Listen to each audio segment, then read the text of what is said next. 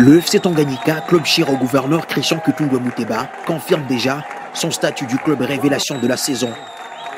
Après avoir mis au tapis l'AS Simba de Kolwezi il y a quelques jours, les Loris Blancos ont produit un spectacle XXL sous une petite pluie signe des bénédictions. C'est jeudi 21 novembre 2024 à domicile, face au FC Santeloi Lupopo, qui était à une série de 6 victoires d'affilée. Cette chaîne d'invincibilité appartient désormais au passé, car elle a été brisée avec manière par le FC Tanganyika. Un match dominé dès les premières minutes par les hommes de Sabel Benjabria, qui ont donné les tons.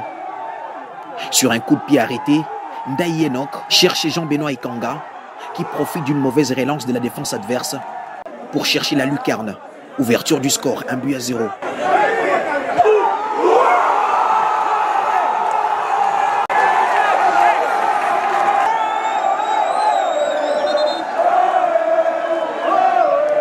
Et comme le FC Tanganyika sait faire souffrir ses adversaires à domicile sur l'aire des jeux, Lupopo n'a pas fait exception.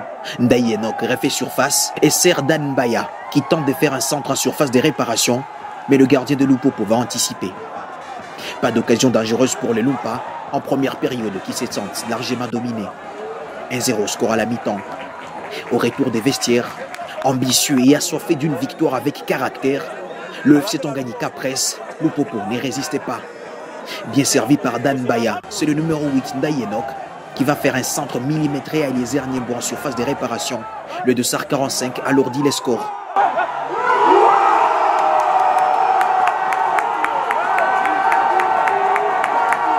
Des 0 pour les locaux. Dominateur du match, le FC Tanganyika malmène le Santeloi Lupopo. Cette fois, c'est le tour de Dan Mbaya de faire la pression sur une attaque rapide avant de combiner avec Ndaye Enoch qui cherche Jean-Benoît Ekanga. Le premier buteur est de Sar 23, frappe, mais son ballon sera contré par le portier.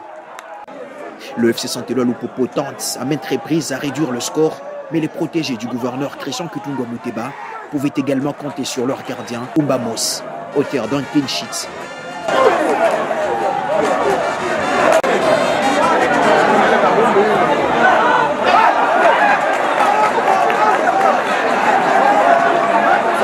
Le joueur de Sabel Benjabria aurait pu marquer le troisième but grâce à Sarko Plamidi entré en deuxième période, mais quelques ostagnols sur la pelouse ont gâché la fête. 2-0, score final et logique pour le FC Tanganyika. À la fin du match, cet homme qui a rendu cet exploit possible, le gouverneur Christian Kutunga Muteba, a été salué et applaudi par la foule immense venue assister à la rencontre. C'est lui qu'on surnomme affectueusement le Magoufouli du Tanganyika et l'un des hommes forts du football congolais actuellement, a encouragé ses joueurs de la plus belle des manières. Vous avez montré de quoi vous êtes capable. Bravo à vous. Et donc, parce que vous avez démontré que vous êtes grand, je vous donne une prime de 10 000 $.